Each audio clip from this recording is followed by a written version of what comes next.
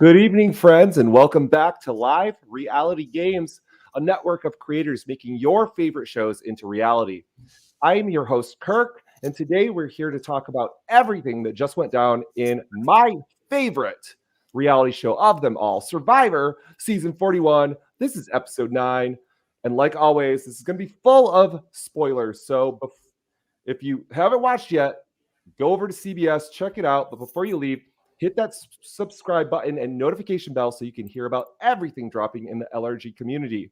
With us this week, our takeover is Survivor Dearborn. And with us is the podcaster you know from Liberty University, the host of Dearborn.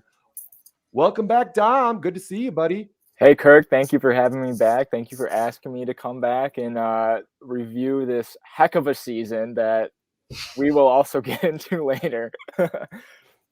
We're going to tear it apart. I'm ready to. Survivor, the LRGs are going to tear you a new one today. Here we go.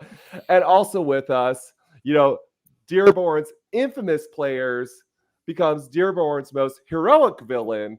Matt, welcome to the podcast. What's up, everybody? What's up, Twitter sphere? Yes. Kirk, thanks for having us on. Can't wait to talk about this episode because I think I'm a little bit higher on it than some people. So.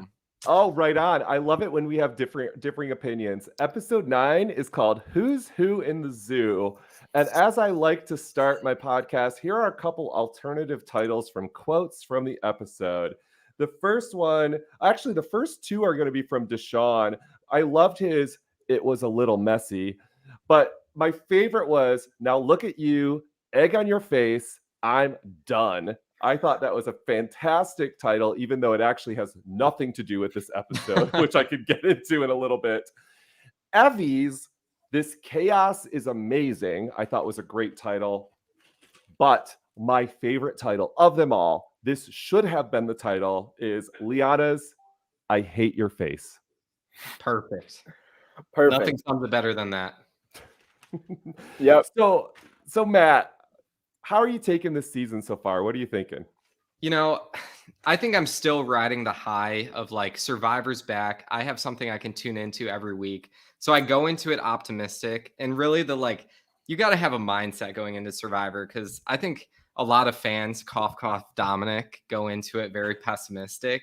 And as a result, don't like the show as much. But okay, yeah, sure, there's things that you don't like, but it's Survivor. There's still fun things happening and characters that I like to root for and root against. So I still enjoy the season so far. Dom, how are you feeling?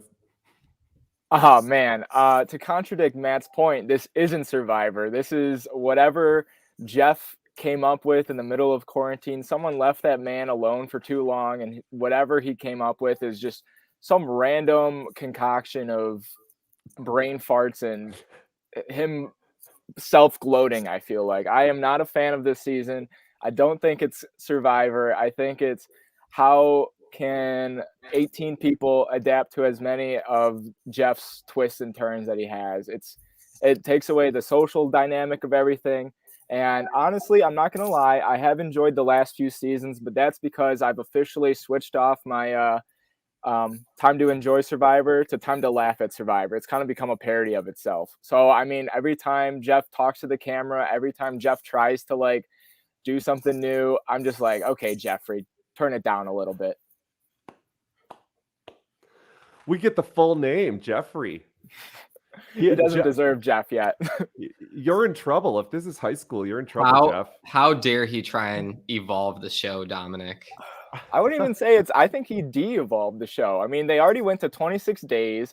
I don't all the out of their control. That's out of their control. That's completely fine. But the fact that they keep trying to push this narrative that's the hardest season ever.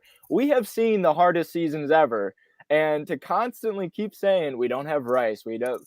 Were you on Marquesas getting eaten alive by bugs for 39 days? No. They also start out with just a pot and machete. And so I'm tired of all these Survivor super fans trying to come in and say, this is the hardest season ever. Show us it's the hardest season ever. Instead of constantly saying it, let us decide as viewers that it's the hardest season ever, that's the most historic season ever. Because right now, it just seems like they're trying to push this narrative with no substance. And I just got sick of it. I'm still feeling it, but I can feel all the hyperbole, Dom. Like there is a ton because I remember a survivor coming out and I can't remember who it is, but they said we didn't have rice either. And I can't remember which season this was. I don't think it know was Sophie. Sophie, I saw that tweet. Sophie from South Pacific said she didn't have rice either. I mean, she did have to deal with Coach, so that was probably also another hard season. That's probably the hardest season in and of itself if you got Coach on it. But she played the game, right? I mean, Exactly. it's crazy to think. I mean, I agree with you. We've kind of talked about this in some of these previous podcasts that it kind of seems like with so much time to kind of gel and think about ideas, it kind of feels like they just like shook up their twist ideas and kind of rolled the dice and picked Literally multiple twists to throw into this. And I love twists, but I do get a little confused when there are too many. However, I'm going to disagree with you, Dom. I've been able to follow this season quite well in the sense of like the twists. I know some fans are confused, but I don't know. With LRGs, I've watched so many that have so many twists in them that this seems like cakewalk to me. Yeah, I will say I got a ton of my friends hooked during quarantine on Survivor, whether it be putting on our one-day LRGs that we do or just doing watch parties via Zoom. We got a ton of people involved. But when I had my friends over for a Survivor watch party during that merge episode, I had so many, Dom, what is going on? And I'm like, I have no idea. That I know we're not talking about the merge episode, but I had to get that off my chest. That was the most confusing thing that I have seen on Survivor in a long time. Matt, were you confused at the merge? No, I was not confused at all. I don't understand. Dominic keeps saying this type of stuff that he was so confused. I think they took like 4 or 5 confessionals to spell it out as clearly as they possibly could. So and I still had to look on Twitter to understand it. I like legit had to look up what is going on, and like someone like put it out in 3 words. They could better explain. It's because you were too busy sending hate tweets to Jeff during the episode that you couldn't understand what was happening. No comment. No comment, which is so funny, Dom, because I never use Twitter. I just went back to my Twitter from like 6 years of not using it. And I went and looked and I had like multiple hate tweets to Jeff Probst. And I was just like, well, it's time to delete these because he clearly never read them. Yeah. My Twitter right now is just a Bachelorette and Survivor comment thread. It's only used on Tuesdays and Wednesdays. Oh my gosh, dude, I literally need to follow you because you use your Twitter exactly the same way as me, which is just a comment on these random TV shows that we watch. Nobody else watches. I freaking love it. So this is episode 9, and Dom says, I think we're going to talk about the merge episode because I think it impacts like episodes 7 and 8 impact what happens here. So if spoiler alert again, we're going to tell you everything. And what happens is what's happened 3 other times in Survivor and multiple times in live reality games is the final 10 was split into 2 teams of 5 and both eliminated a player. Yep. It's pretty wild. I mean, we start off on day 17 and there's the aftermath of everything that went down. Matt, how are you taking the aftermath of Tiffany being voted out? Oh, okay. So I started out and I hated Tiffany. I was like, oh my gosh, like she's so annoying. She has no idea what she's doing. And I realized those are the type of Survivor players that I like the most because they're so unpredictable and they play so emotionally. So I was like taking it hard. I was like, dang, Tiffany's out. Like she's such a good player. But like, I feel like the aftermath of like what happens from there on out is super interesting because you have this core of Xander and Evie who, they seem very tight together. And then we have this like overarching power group of like Danny and Deshaun and all of them. And it really seems like they're hardcore stuck together. So then, spoiler alert, when they split into 2 separate teams of 5, I was really excited for it because it was like, all right, we can see them play like how they want to play this smaller group of Xander and Evie. We can see some rifts showing up in this power tribe. So I was happy about it. That was a twist that I liked a lot. I was glad that they split into 2 separate teams. Matt, I agree with you. I'm actually all for this twist. I think it's a good way, especially if as a producer or a game, I think you should pre-plan your twists. But if there is a power structure of 6 when you're at 10, the best way to shake it up is to do this twist Right. for sure. I agree. Yeah, like we kind of learned this, I think, in the Boston Rob season, right? Where he kind of like had a team of 6 and they just like literally dominated to the end of the game. I just find if we saw that Survivor over and over again, that would become very stale very fast. That's my question to Dom is, what do you want to happen? I think so. I'm going to out myself. I became a Survivor fan around like millennials and Gen X. So I'm a new age Survivor Right fan. on. Yeah. But I think that the twists make the seasons more entertaining. I don't care about the purity of the game, whatever. If you want to go watch Marquez or whatever, however you pronounce it, that's a boring season. I don't want to watch that. I want to watch people at each other's throats. I want to see the bottom alliance rise to the top. I don't want to just see people get picked off one by one. That's not fun. So Dom, my question to you is why? Well, Matt, to answer your question, we have made it 40 seasons of people playing a version of the game of Survivor. You know, the season has it's been about people adapting to their environments, but this focus is still on the people. If this season introduced like twists like one at a time or something and wasn't so hell-bent on pushing this monster like personification, it like I feel like it would be a better season. I feel like Jeff is trying to push himself and the game of Survivor as its own character on the TV screen, and it's eating up some of the people's screen time. Thank God Heather finally came out tonight. I mean, like, where the heck is she? Mama H. Right? She's like, but like it's the game of Survivor is forcing these people to tell their stories. I feel like a lot of it is feeling more fabricated, more America's Got Talent-y, more American Idol-y with these like big backstories. I want to see these people's stories come out naturally, you know? Like one of the most beautiful moments was Yule and Sarah having a conversation about Jonathan Penner's wife during Winners at War. That was so authentic and everything.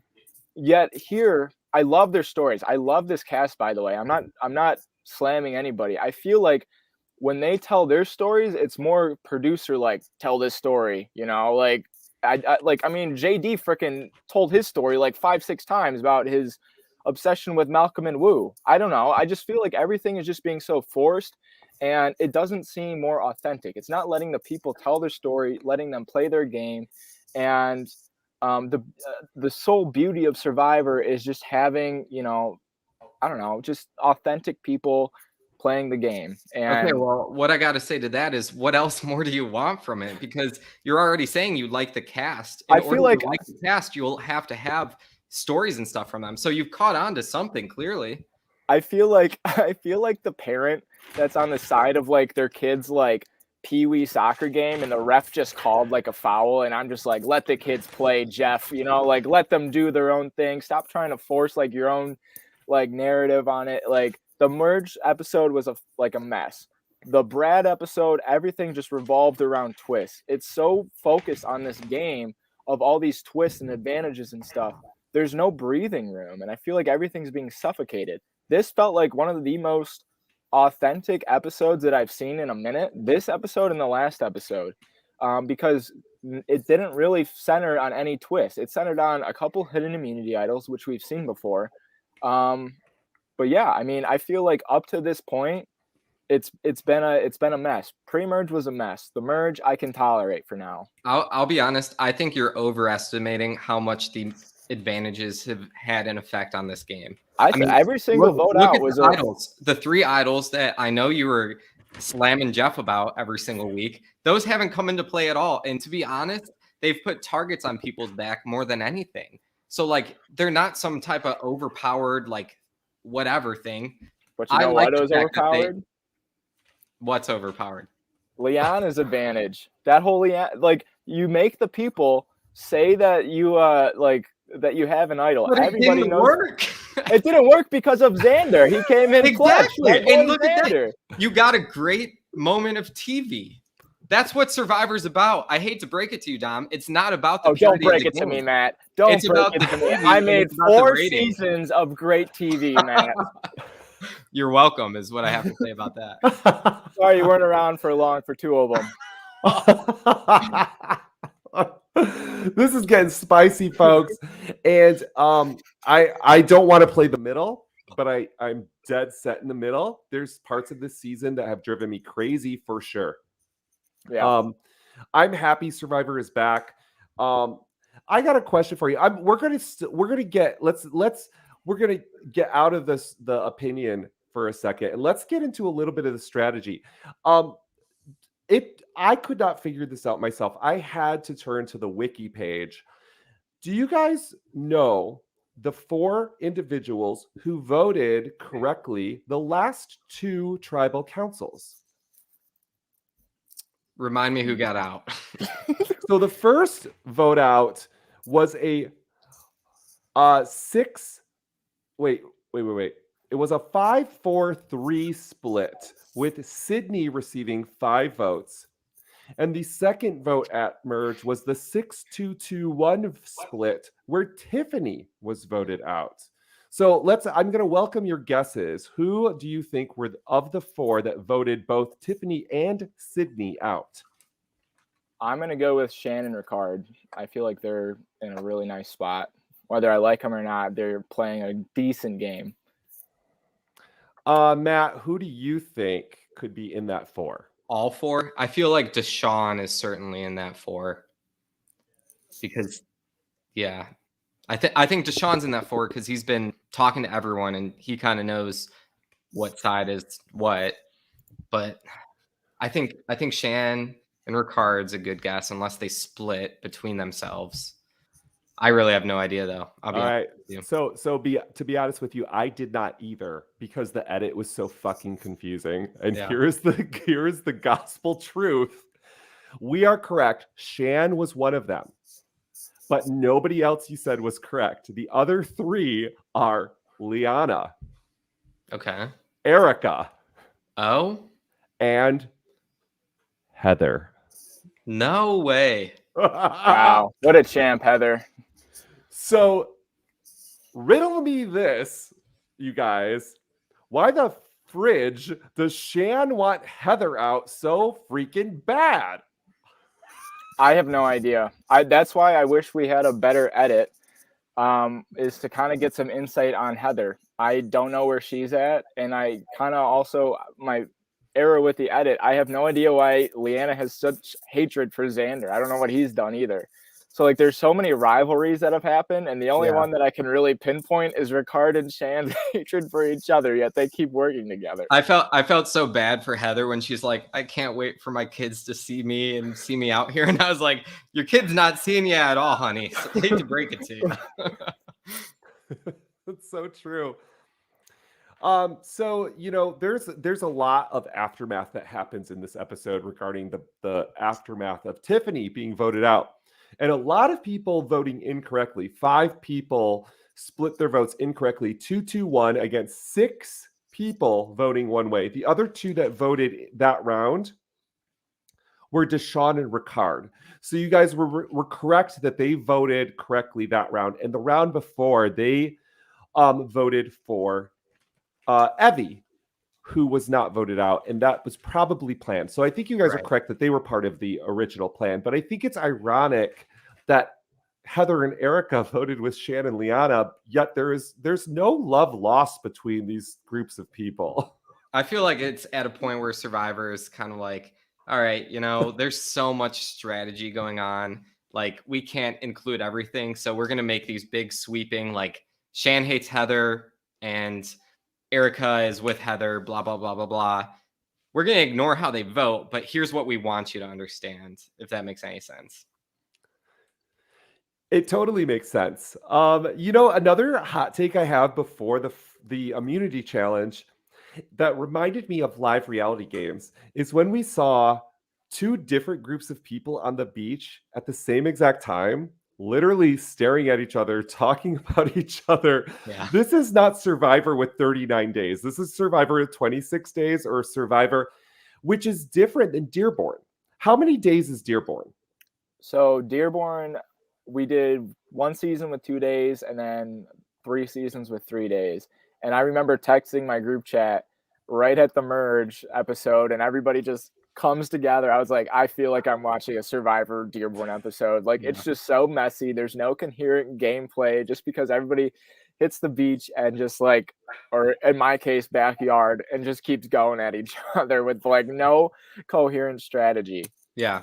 Like speaking from the experience of someone who's played a backyard Survivor game, I feel for the editors, because at least with Survivor Dearborn, it's like, all right, I'm out there, I'm gonna talk to everyone, and I'm gonna like lie to everyone, and like there isn't a coherent story going on here whatsoever. So like I truly feel like that's how they're acting right now, is like they're just talking to everyone, and what happens at the end is just whoever talked to them last, basically. I don't really know if there's like this overarching, like, Ricard's the strategic mastermind that's deciding every vote. I really think things are way more up in the air than we realize it, and it's just editors are, having to scramble together a little bit to make a coherent story. I feel like that's also a problem with the editing this season, and I feel like it's just kind of the producers did it to themselves. I think because of all the advantages, it's really hard to have a coherent strategy for any of the players. You have so many twists that are being thrown at your way that, like, I mean, we saw Deshaun say it at the merge when he got flipped and he had to compete for immunity, where he said, this isn't the game that I'm used to. I thought like I would be playing a social game, but I guess like my gameplay went out the window, like I feel like it's just hard for them to kind of have like a coherent strategy as players, which is evident in the edit. Dom, I have a question for you. You've been critical of the season, but even though you're critical of the season, you can recognize good gameplay. Yeah. In your opinion, in the edit we've seen, who's playing the game well? In normal Survivor, I will say, I feel like Deshaun is playing a great game. Deshaun is connected with a lot of people. He was connected in the Blue Tribe. He formed connections well over here. He does seem to be getting a little bit of a more emotional edit right now, which I still think he's all right. We saw in the next time on Survivor, he might be on the chopping block. But up to this point, I thought Deshaun is playing a good game. Also, Danny is playing a phenomenal game. This guy is an NFL athlete, and he has yet to be on the chopping block. I mean, I don't know what they're thinking with like these immunities that are coming up, but this guy, like, I feel like he's gonna beast it. In terms of entertaining gameplay, I feel like Xander and Shan are playing two similar games. I don't know why Xander can do nothing but tell the truth, and it's somehow working out for him. And Shan is just the most over the top, like, control freak I feel like in the game, and like it's still somehow working for her as well. So I wouldn't consider it good gameplay in a typical season of Survivor, but those are my top 3 players in terms of entertainment, or top 4, I guess. I forgot Danny. In terms of entertainment and just gameplay.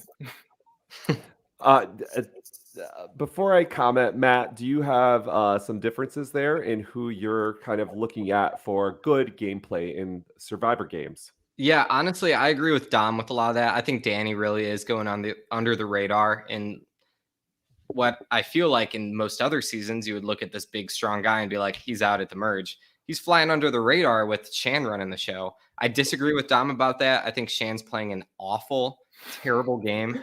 And I think she's one of my least favorite on the season. I love to root against her, but I think she's way too controlling, way too emotional. And she's not going to get any of the votes if her and Ricard go to the end, because Ricard is the actual strategic person behind all this, and he's established himself as such. So I don't know, Matt. He did steal that papaya. He stole that papaya. I will also say I started off really, really low on Ricard. I was like, this guy is just like really sneaky. I don't like him. But like after seeing what he's had to work with Shan, and he's still making it this far and not driving himself crazy, I give him props at this point. And I would be okay if he made it further than he currently is. Yeah. I'm feeling the same way about Shan. She's been dominating this game, but almost more domineering this game in the sense that Amen. players are not feeling it and they're feeling forced to play with Shan. So, this is coming from somebody who's played Survivor too many times in the backyard fashion. But does this make Shan, how do I explain this? Does this make Shan somebody you want to bring to the end? No, I still think that for me, I mean, I've only played a couple games. Matt, you might want to say your piece, but I still would not want Shan at the end because we can be getting a completely different edit than how she actually is perceived by her other castaways. I feel like Shan still has a lot of moves to her name, and as unlikable as she may be in the edit, we still see people who have made tribe life miserable, aka Tony, win the game. I mean, you can be. I mean, it completely depends on what your jury is, but I still would not want to take that chance. I'm taking Heather, hands down. Let's go, Heather. We're going to the end. I think if you were someone that wanted to make a power move at the end, like a Heather or like an Erica, you would take Shan in the end just to rip into her, and show to the whole jury to be like, look at what she's done to you, Ricard, and just made your life miserable, disagreeing with you every moment. Look what she's done to you, Nasir, like completely betrayed your trust and voted you out with an idol. And it wasn't even her plan the entire time, but like kind of like use her as the scapegoat without her realizing it. I don't know if I'm a Ricard, I would do that because they can kind of share what they've done. But if I'm someone not connected to Shan, like Erica or Heather, I would bring her. This is totally unrelated. Dom, what Survivor did you play? I didn't know you played before. I thought you were just a host. Yeah. So actually, after Survivor Dearborn, our little group of friends, we're still feeling that itch. So every time that we go down to visit Matt, because he lives out of state now, but every time we'd go on a visit to visit him, and we would do a 1-day Survivor game, and it just so happens that it involved alcohol, and we would play. Every challenge was a drinking game. So I mean, when I say that, like, I'm kind of comparing this season to that because there's no coherent strategy in both. So You're basically drinking alcohol out there. Yeah, I feel like, I feel the exact same way. I've only played a couple, haven't won yet, but yeah, it's just I've got a couple drinking games to my name. Oh, sweet. Jeff, maybe you should not give him rice, but give him beer and wine and see what happens. That'll be good TV. I love when they do that. So, Matt, we hear Shan consistently say multiple times this episode that she does not trust Heather and Erica. Literally, those two names in the same sentence, she said at least twice. Yet, Heather and Erica voted with her the last 2 rounds. Right. I'm trying to figure this out, Matt. Is this plausible deniability? Is she playing all sides here? Honestly, I have no idea what's going on with all that. And I don't think Shan has any idea what's going on with that either. I think she has her power alliance and she's just trying to make some excuse to vote out somebody on the bottom, like Erica or Heather. So she's not going to say, oh, they're the weak ones and they're against us, I want her out. Mwahaha. She's not an evil character. She has to try and make it like everyone's against her, like she's done this entire time. So that's my reasoning. But really, all reasoning is out the window for what Shan's thinking. It's true. I mean, this edit this season is so much more like South Africa, where we literally don't get all of the info, and then they blindside us at the last episode with what was really going on the entire time. Let's get right into the split, Dom. They split 10 into 2 tribes of 5. They are not going to live at the same beach. They are going to separate for a time. What did you think about this twist? I love this twist. I wish that I could implement it in the backyard, but you only have so much space to do so. and you only have so much time that you can do so in the game. So especially in like the small amount of time. But on the real show, I love this twist and how it plays out almost every season. I do feel that it is sometimes out of a lot of players' control to like I mean, you could be in a great spot and be screwed over by a simple split. But I mean, I feel like the best players can outmaneuver it and do their best accordingly. I mean, this was a little bit different and a little bit more dicey, especially with all the advantages and stuff going out. But yeah, I think they did the best that they could and gave us. I'm gonna regret saying it, but they gave us a good episode. Dom, how dare you? A good episode, not a great one. Okay, thanks for that clarification. So this challenge is I don't know the name for this particular challenge, but this is the one that Christian Hubecki is famous for being on for about 7 hours, if I remember correctly. Yep. And all he did was talk bullshit to Jeff Probst about everything and nothing in life. But this did not last 7 hours, Matt. No, and I'll be honest, I haven't watched Dave versus Goliath. So Okay. I know. It's one of the okay. best But he days started of at Millennials versus Gen X. No, it's yeah. So I ahead. now resend this question to Dom. Yes. Since you've seen this, where Christian lasted forever, this was a very different experience, what we saw today. This entire season is a very different experience. We do not have a Tribe of Challenge beast going on right now. Even the challenge everyone only lasted literally a couple minutes. Like, Yeah.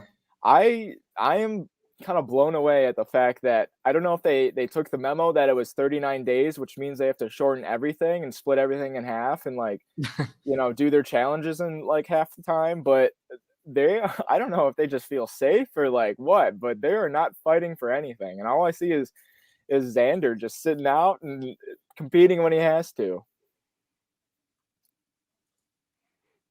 Benjamin just posted he wants to see the Tide Destinies twist from Survivor SA and Koh-Lanta. I don't remember what this is called. What's Tide Destinies? Do you guys know? I'm unfamiliar with Tide Destinies. Oh, well, he's just told us. Okay. In this twist, the contestants are divided into teams of 2 by a rock draw. The reward and immunity challenges are competed by teams of 2. Oh, Benjamin, I'm not sure if I like that. In other words, if I'm tied to you, Dom, we get voted out together. Oof. I don't know if I like that. Matt probably does. He likes to see the game evolve, and I like to see cool twists. Like I would be okay with that. Yeah, tribal council is individual. You would win immunity together, but you would lose immunity together, and that'd be really cool. Because what if like Shan and Erica were put together? Well, Shan doesn't trust Erica. Does she maybe throw the challenge and try and get her out, or does she try and root for it and win it with Erica? And now she can't vote someone out that she wants to vote out. I think that would be a cool twist. So I don't get all the hate for all these interesting twists. The game has to evolve. It's part of Survivor. It's interesting. I feel like we need one twist, like one big twist a season. That's what I feel like. Like each season needs to introduce something, but all at once, that's where I kind of draw the line. It's just hard to, play a game. I mean, but outside of the merge, and correct me if I'm wrong, outside of the merge glass breaking thing, every other quote unquote twist is something we've somewhat seen before. Okay, but let's be honest. The glass breaking is probably the roughest twist of the season. Yep. Like, come on, Matt. Like, that's rough. I mean, I will say it's rough just for the fact that we all knew going into the episode what she was going to do. There was no suspense behind it.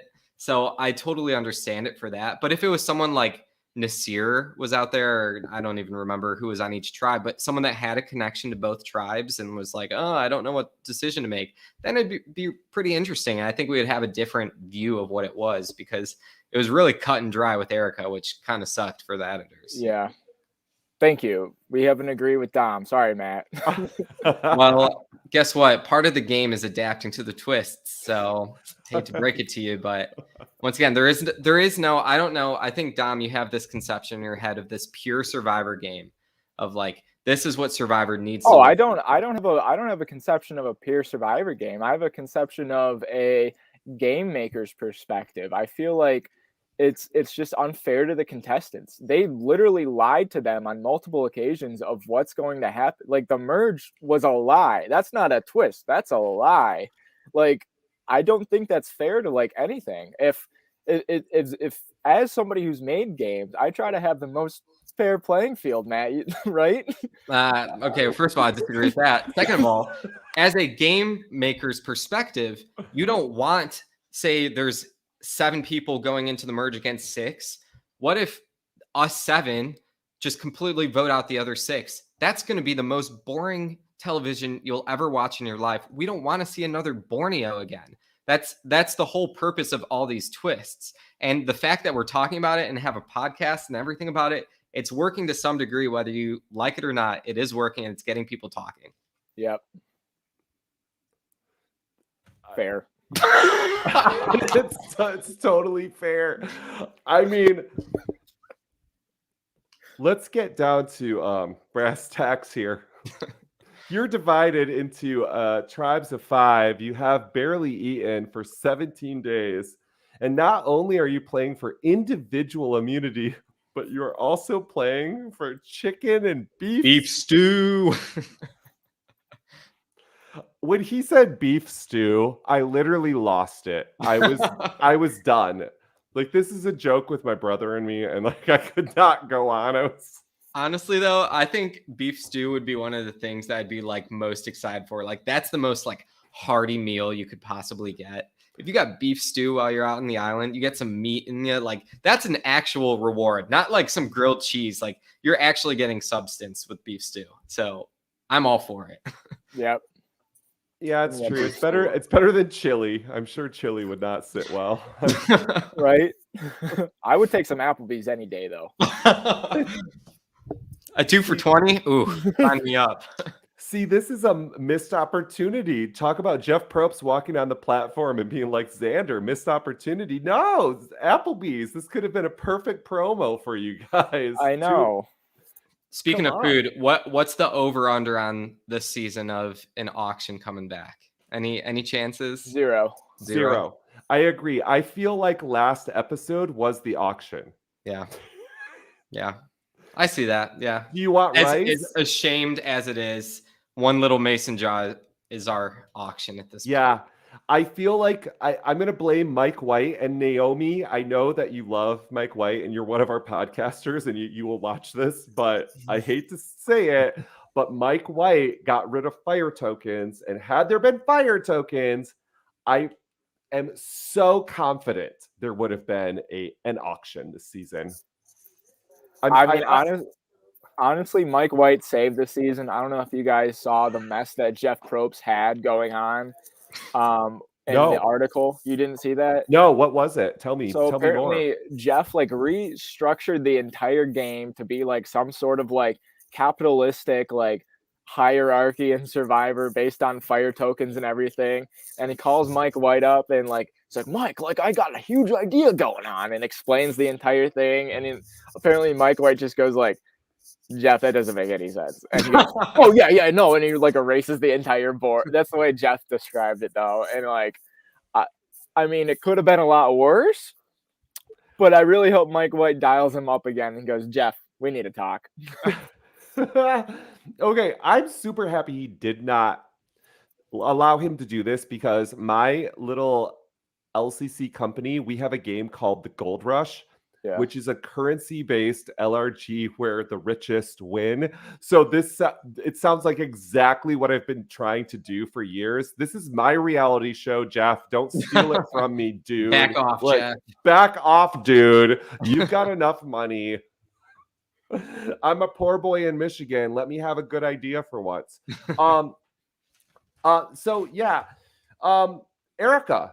Erica wins immunity. Who? And Xander wins immunity. Erica who?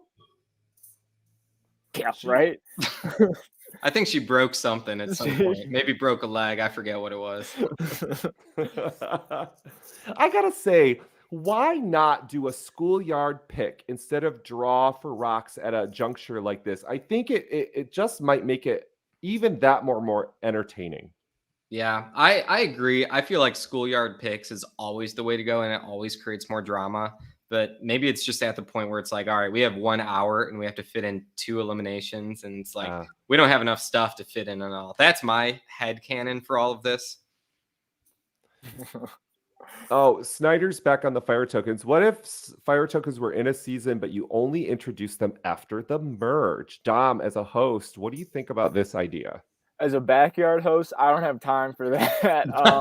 But in the game of Survivor, I feel like anything in a normal season, in a 39-day season, I feel like that'd be totally acceptable. Yeah. I think it would be cool, like if the pre-mergers just kind of like gave their fire token, like if they voted out, they give theirs to somebody, and you just get like whatever you get at the merge. That'd be a cool idea. Because that still kind of plays into everything that, it's social dynamic. It kind of like gives a voice to the pre-mergers without them having to sit on at the edge of extinction and deal with fire tokens. But I think that'd be an interesting idea for a 39-day game. I feel like in a 26-day game, everything is so fast paced. And I hate to parallel it again to live games. It's just you don't have enough time to establish all these dynamics because you're just constantly going with strategy, with challenges. There's no breathing room. And it's the same thing for live games. It's like, all right, we did a challenge, time to set up tribal, time to do tribal, time to set up the next challenge. Meanwhile, the players are trying to get their confessionals in. They're trying to like deal with their own chaotic nature. Like it's just a similar vibe, but like those big twists I feel can only be handled in a 39-day game. Yeah, I'm all for things to evolve the game. I've said that before, but I do agree that at a point there can definitely be too many twists, and it is teetering the line a little bit here because what we really want to see is just the human interaction. And I think if we're adding in fire tokens after the merge, that might be pushing the limit even for me. Stephen Fishback had talked about the difference between 39 days to 20 some days. And he thinks that in the 39-day seasons that he's played, that people can get over the vote out in the 3 days that you have, that you can actually get over it. Yeah. And That's kind of change and switch gears. Yeah. Whereas now that it's in 20, 6 days? Yeah. That maybe that's less of a chance. And the thing I have to say is I kind of agree because I've watched enough of these LRGs from 1 day to 7 or 8 day events. And it seems like sometimes it's easier to just stick with the status quo for some players. Yeah, I think you're totally right about that. Once again, speaking from experience, when you have the turnaround of like an hour after a vote out, I'm still pissed. I can't imagine how it is on Real Survivor when you have, I don't even know, like a day maybe to get over a huge maybe mistake someone made in the game. That's got to be so much more important. And I honestly didn't think about that. And that could explain some of the erratic behavior we're seeing on this season. Yeah. Plus, Shan didn't eat for at least like 12 days. Oh no! Literally, I don't. She had food on day 4 because they won the guy from that reward challenge. Yeah, and then they never won again the entire time. Well, it's their fault. They voted out Brad, the big nature guy. So Brad was my pre-merge favorite. So all I gotta say is sorry, Shan. Like, if only she had some papaya, I think that would really change the season. I mean, it's not like they haven't eaten. It's day 12. I mean, other players have like dealt with so much worse going into like the game. And I feel like it's a little bit harder considering the fact that they had the merge feast and she wasn't able to be a part of. I mean, seeing that and like just knowing that that's going on, that's got to be probably hard. So I feel like there's a lot more mental elements to this game of why it might be a little bit harder, physically, just because you see like other people succeeding, other people eating. But at the same time, like I mean, it's the game. Like you signed up for it. And if you don't eat, you don't eat. It's Survivor. And it's not like you're not eating. You're just not eating beef stew. Beef stew. Did we even see them eat beef stew? No. No, I like completely missed that. And then like until Jeff's like, how's beef stew for you guys? And I'm like, what? Because my Wi-Fi cut out for a minute. I mentally cut out because I literally don't remember beef and chicken stew whatsoever. Plus, beef and chicken stew with a little bit of rice sounds really good to me. So I just want to make sure they had a little rice with their beef stew. Yeah. I don't know if that was the case. I miss that focus on like, ooh, like I'm so hungry and like seeing the reward of them eating it. Like those little things I certainly miss of like with the reward challenges. Yeah. Oh, absolutely same. So we have 2 tribes of 5. This is, this has been a season of tiny ass tribes. Yeah. Yeah. Like, have we had a vote out of like, well, just the merge vote essentially was the only big votes we've had. All of them have been 6 or less. This is weird. This is different Survivor.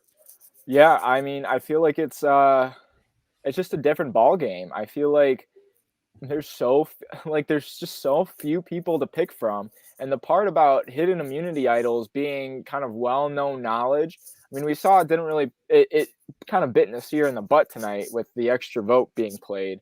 But I feel like it's drastically targeting a lot of like everybody who's not safe, because who has the idol, if they hear their name, they're most likely going to play their idol, except for Nasir. But it's I feel like it's just slim pickings now, and it's partially due to the fact that everybody's just terrified of advantages.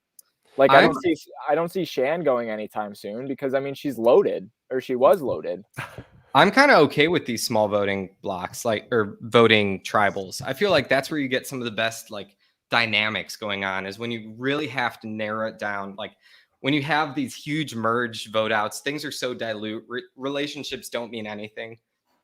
When you have 5 people voting, you have to put trust in people. Like Xander, he put trust in Deshaun. He didn't play his idol, and it screwed him over in the end.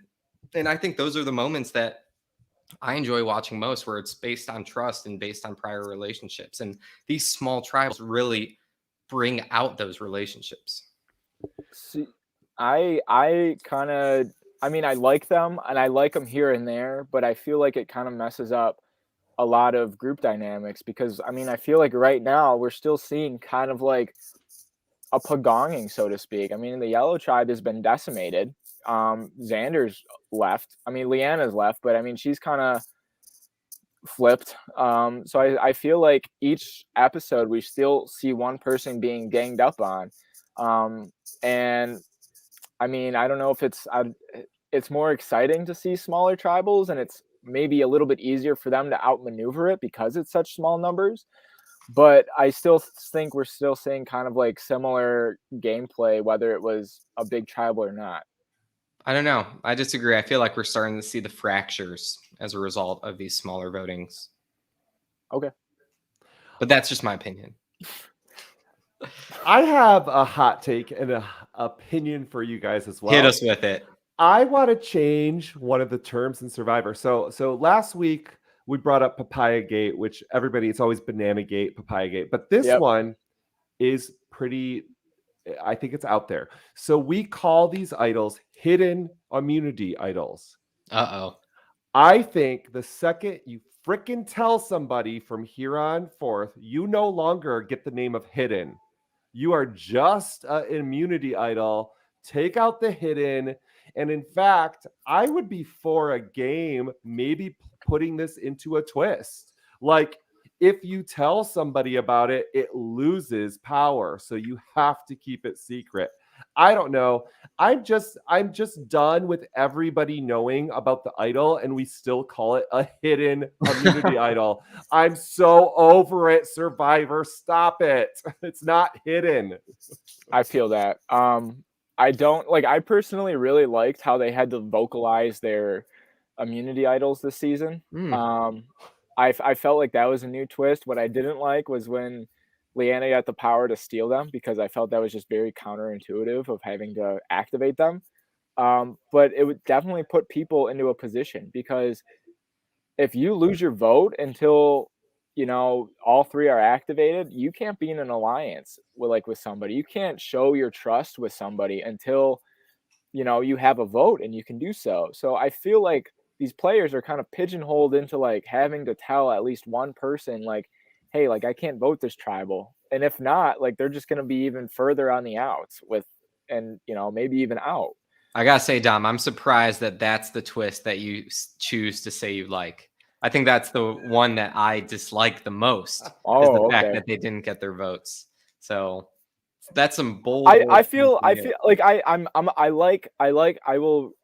I'll clarify. I like the fact that they had to announce it to activate it. I don't like the fact that they had to lose their votes. Okay. I think that's ridiculous and it loses a lot of power for them. And it is basically a disadvantage at this point. I mean, they entered the merge. Every single person knew who had an idol.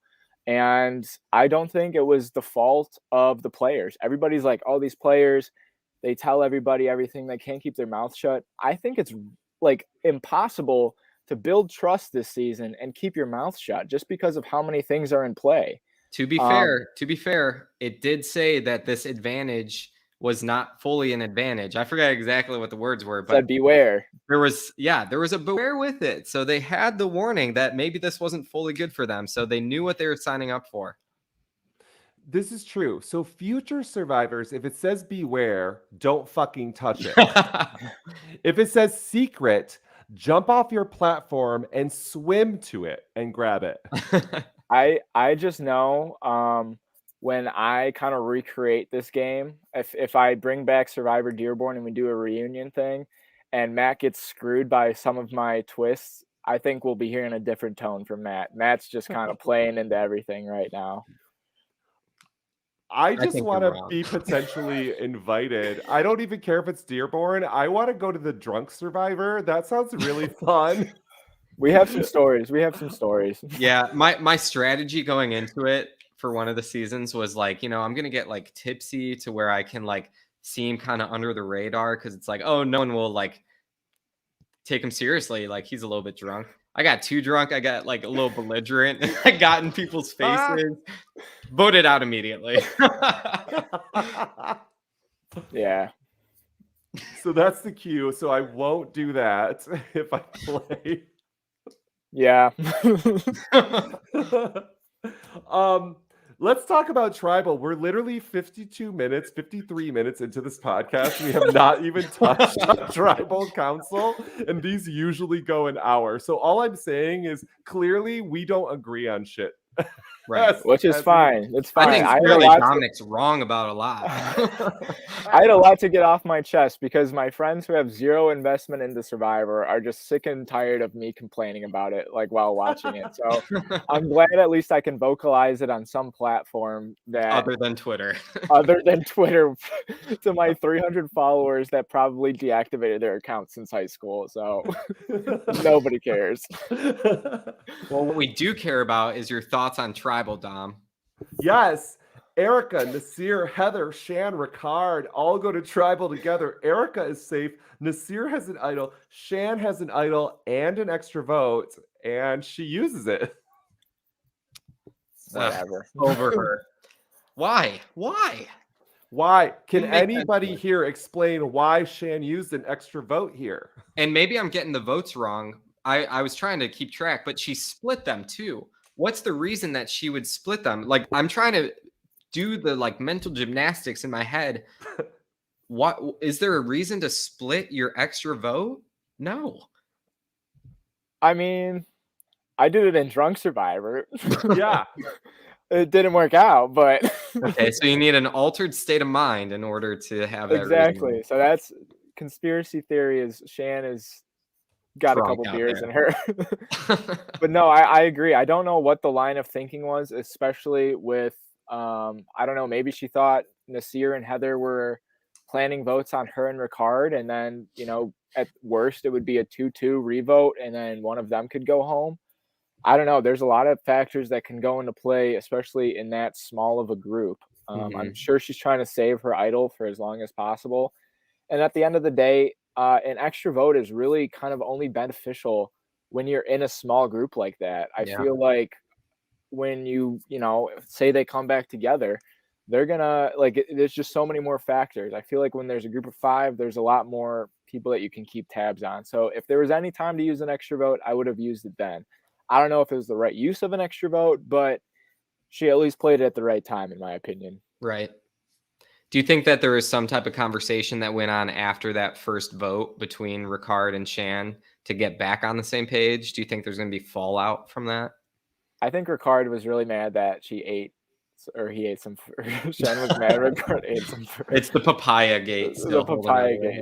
Yeah. I don't know. I'm surprised at the fact that this entire cast doesn't seem to get along on the island. I mean, Ricard and Shan seem to be butting heads all the time. Deshaun and Shan, except they keep coming together for these votes. And I guess it goes to show just how comfortable they are with each other. But the edit's just making them seem like enemies. I think they're building up some type of big betrayal. I'm not sure who's it on who, but I think one of them is going to get backstabbed by the other at some point. I feel that absolutely too. Absolutely. I mean, the voting seems to indicate that they voted separately 2 votes ago. And when they talk, we've seen the waves crashing against each other multiple times, which seems to be a visual metaphor.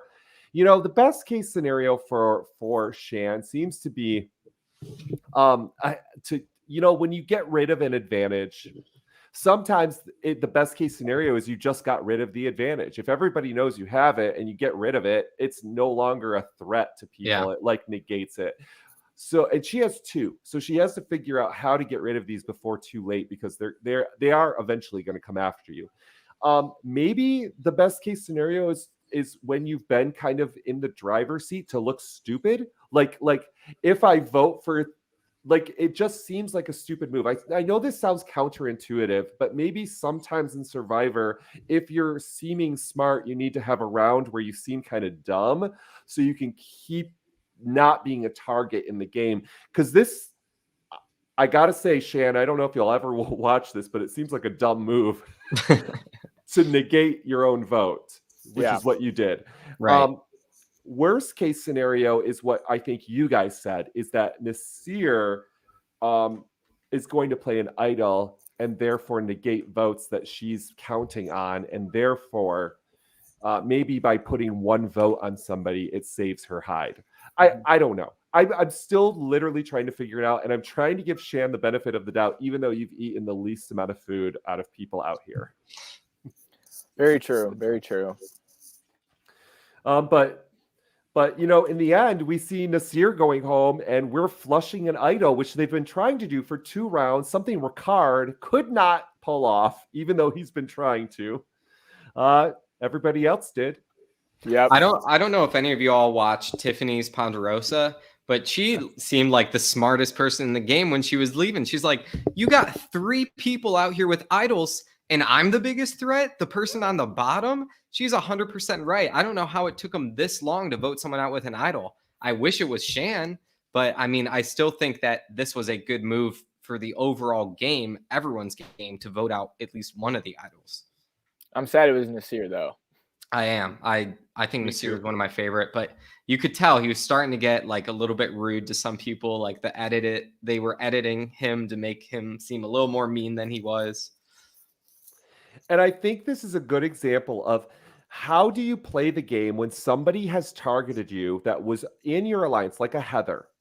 How do you play that game? I mean, I've been in that situation and I've tried both strategies to different levels of success. Right.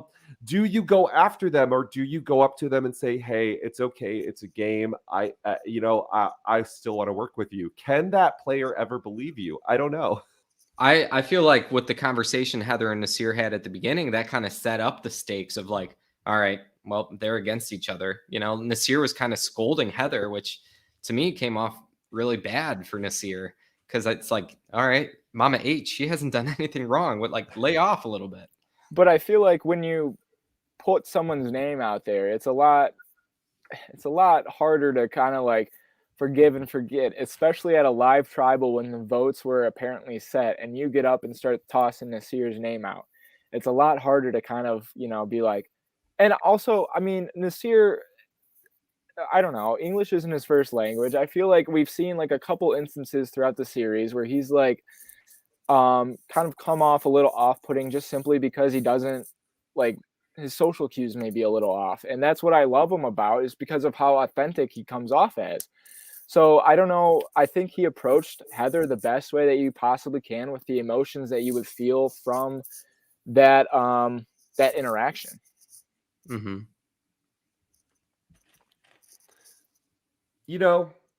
It sucks to lose Nasir. That's my take. It is. I loved, like, even if you hated the backstories and the flashbacks, because that's kind of an Australia thing. I did. His were the ones that brought me a little bit of love. Yeah, for the game. I got to tell you, like, you're totally right. His were authentic. I feel like that's the beauty of Survivor. It brings people together. It brought me and my friends together for 4 seasons to compete and like put something on in the backyard. It gave something this year to like learn English from, and to, he achieves his dream of being on the show. I feel like that's what Survivor to its core is. It brings people together. Yeah. And I feel like it speaks for itself. The thing, I mean, going back to a little complaint, the thing that I feel like the show is doing is just kind of like shoving your face into it and saying, guys, look how good Survivor is, right? Look at all these moments we're creating. That's what I have a complaint with. But I agree with you. Nasir seems one of the most genuine contestants that we've had in a long, long time. Yeah, well, I think his story is second only to possibly having the first hearing impaired winner of Survivor. I think that was a pretty impactful moment. What was that? Did I miss it? Never mind. with Ricard. It was just I call America's Got Talent, America's Got a Sob Story, and I feel like Survivor's turning into that a little bit. So that's my soapbox. But no, surprise! I will jump on that soapbox with you, Matt. Because if you did not audition this year for Survivor with a sob story, sorry to break it to you, but you're not getting a phone call. Oh, yeah. Like, you have to have apparently some kind of backstory that they can use now that shows that you've persevered through something. And it can't just be that you persevered through life. Like, like it's got to be something dramatic. It makes it almost like less relatable with the contestants, because it's like, all right, it's clear it's not just every person getting on. Yeah. Yep. I've had to workshop my audition tape a couple times because I'm like, Dom, it's not sad enough, Dom. Yeah, gotta go sadder. You can say I died. It's all right. I'm dead. I'm dead, and I'm here to play Survivor. But I feel like in the same sense, I did like that little tidbit of Ricard. There are a lot of things that reality television can bring more light to, and I do like the little moments that they take to kind of illustrate that. One of my favorite moments as well was when Ben was going through his PTSD, I think in Heroes, Hustlers, and Heroes or whatever that season was. And they take like that little moment. It doesn't have to be like a winner's edit or whatever, but it just brings attention to some little thing that we may take for granted as everyday people without sob stories. Yeah, but no, you're totally right with that. But I do appreciate them bringing forth like some stories that we may not experience in everyday life. Mm-hmm. Absolutely agree. That's my favorite part about this show is the metaphors that we can take from it and relate to our own lives. They don't need to try too hard. And I think that's the best description I've heard of it all season, is that, it almost makes it unrelatable to see so many people that have persevered through so many different struggles that are just completely different from my life, instead of having maybe a handful of that plus a handful that are very relatable characters or contestants. I hate using the word characters. Deshawn gives us the quote after we leave this crazy tribal council that Shan tied for no reason and could have saved her tied vote. I'll give you the benefit of the doubt, Shan, until next week. Deshawn gives us the title, Who's Who in the Zoo? I don't think it's the greatest quote for the episode, so I'm assuming he's the winner of the series because why did we grab this random quote? But who's who in the zoo? Evie is the animal in the zoo that is sick and is not going to be around for the next year's exhibit. She is out of the count with 3 Put her votes. down. Yes, put her down. Liana only received 2. For a second, I really thought Liana could have been the vote. I was praying for Liana to be the I did. vote. I saw someone here talk about like Queen Liana or something. I gotta say I disagree. Not a Liana fan. Oh, I think me it's just because too. I'm a big Xander fan. Did I we don't know. finally agree on something? Hey, So. Go us. Go us. Okay, can we talk about why Liana should not win this game? She's the most emotional player probably since Shan. I feel like she is so guided by this hatred for Xander that she is one-sided. One-sided. Yeah. I feel like she's just so like blinders on, focusing on Xander, hoping that he falls off of this immunity challenge for like literally no apparent reason. I don't know why. Like it's like it just feels so out of left field. And even at the merge, no. Get her out of. Is there a kick button? Like, can we kick her out? We're kicking out. Sorry. She I don't know. I just feel like she comes off as so entitled in the game that I feel like Xander has so much more like of a resume, and I'm just like, Liana, what have you done? Like you wasted your advantage, Yeah, and you had the audacity to go up to Xander and try to like take his idol from him. Like, what? Like you already tried to steal it from him. What the heck? So Liana and Xander have a. Okay. Yeah, and Xander beats her like so. I hope that's the case. Liana and Xander out here playing 4D chess, and we're just like, that's what the editors are hiding from us. No way. If they're hiding any 4D moves, that would be Shan's relationship with Heather and Erica, because she's literally been like, I still think there's something to this, guys. Like, it just seems suspicious that you would vote the same way with somebody and then suggest to multiple people that you're not working with them. I wish I had an answer for you. I truly do, but I'm drawing a blank as much as you are. Yeah. I think we agreed on something again. Yeah. Evie gets 3 votes. It's kind of obvious. I was actually surprised that that Xander did not use his idol. I feel like this might be the move that Xander. I've thought Xander was probably one of the smartest, if not the smartest player in the game for a couple rounds now. And I feel like this might be the move that comes back to bite him. I think he needed to use it.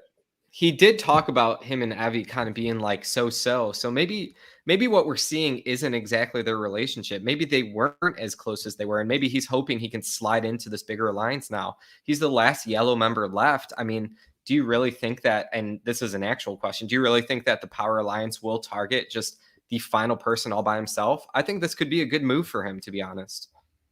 I think that's a valid point, Matt. Like, that really lessens your target. And unless you're playing with a player, and I've played with one, her name's Jordan Chuchwich, and if you're listening, and she goes, if you don't take out every person from an alliance, they're gonna tear you apart. Which could be the case, which we have seen happen. It's rare.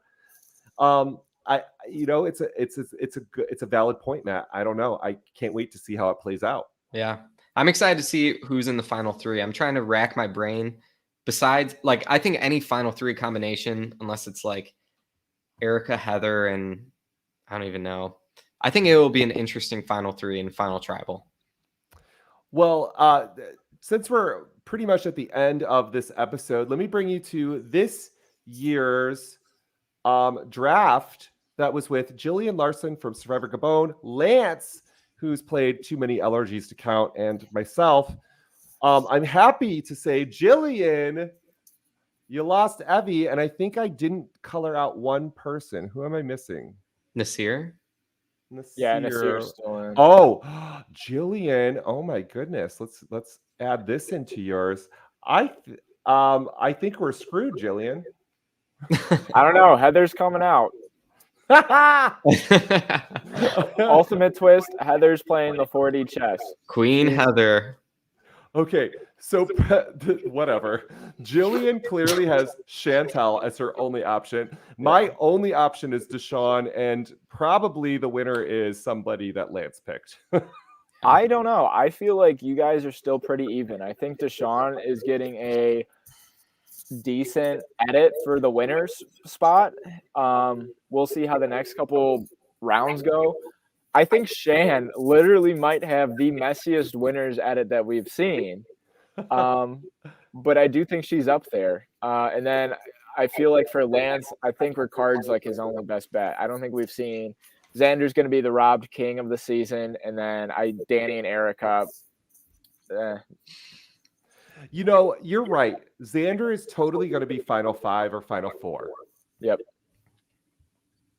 I would almost say Final 6. I think final, like he'll skimmy his way through a couple votes. Maybe they'll get distracted this next round and try to target each other, but he's gonna have to play his idol at Final 7 or win immunity, and then Final 6. It could be like an immunity play and or like a idol play and a little immunity run to be the fan favorite of the season, and then yeah. Okay, this is a random question, and I've been looking at these contestants every week. I've looked at this every single week, multiple times. How is Deshawn only 26? Because I swear to God, he looks older than Danny and acts older than Danny. This is bizarre to me. 26? I don't know. I think both are just very like level-headed individuals. I think they both kind of have the same energy and they vibe off of each other very well. I honestly get surprised at a lot of these people ages. Like, I mean, Leanna, I'm not surprised she's 20. And then Xander, I'm blown away that he can keep his composure at 20. What, is he 20 now? Yeah. Yeah. I'm surprised he can be as well spoken as he is, because I know if I was up there, I'd be stuttering like up a storm because I can't form a coherent sentence at travel. It's so true. I mean, it's funny too that the two that are the same age can't get along. Liana's 20. Yep, right. I hate your face, Xander. That's such a strong It's like statement. high school drama or something. Yeah, it totally is. I mean, it's not strategic at all. It's just completely emotional. And that's another reason why I just can't get on the Liana train. I mean, Liana should have seen through Xander's bullshit. Like, Right. Xander made a good play to an extent, but I have to say, like, it just seemed like, what the fuck are you doing? Like, Yeah. How is this a good move to show off your idol at any point? And also, like, what was scratching my head during this episode was, and this is cueing into the point of, I don't think we're seeing everything in Evie and Xander's relationship, is when Liana was immediately like, yeah, we're voting out Evie all through on Evie. On Evie. And I was like, wait, he has an idol, like, and this was me watching. I was like, he's going to play it. Like, this seems like another boneheaded move. But then he didn't play it and Evie went out, which makes me think there's got to be something more at play here. Yeah. I agree. I completely agree. There's got to be something more in play here. Dom, tell me, is there anything coming up in the future for Survivor Dearborn? I would say never, but for now, Survivor Dearborn has been left in retirement. I do highly encourage people to go back and rewatch it, because I would argue at least 2 of our seasons are better than what's going on right now. But yeah, I honestly, I would love to do like a recap of Survivor Dearborn. If we want to do like a season recaps, I would love to bring more of my people on, and because I know they still got like to discuss the season, Matt. You should hear our banter in like 3 years later. I honestly wish we could broadcast it on like such a different like a bigger platform, because I feel like Survivor Dearborn started right when we ended right when LRG community started to blow up, and like we became such a big community. We expanded the community for LRG, and I would love to have our people more into the community than what we originally had. Hey, I'm from Michigan, so I'm all for supporting Michigan games. So Let's I would be go. down to do this. Heck yeah. I would watch it and talk about it. I don't care that it's 3 years old because I love it when people watch my LRGs that are multiple years old and they talk about me. So I'd love to do it for other people as well. Sounds kind of fun. Matt, what's your prospects for the future? Are you playing any games, doing anything? I have never played any game besides Survivor Dearborn / the drinking games that we play.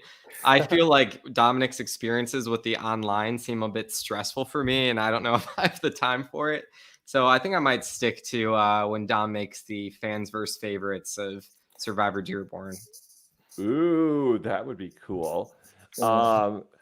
That would be really cool. I'm a fan.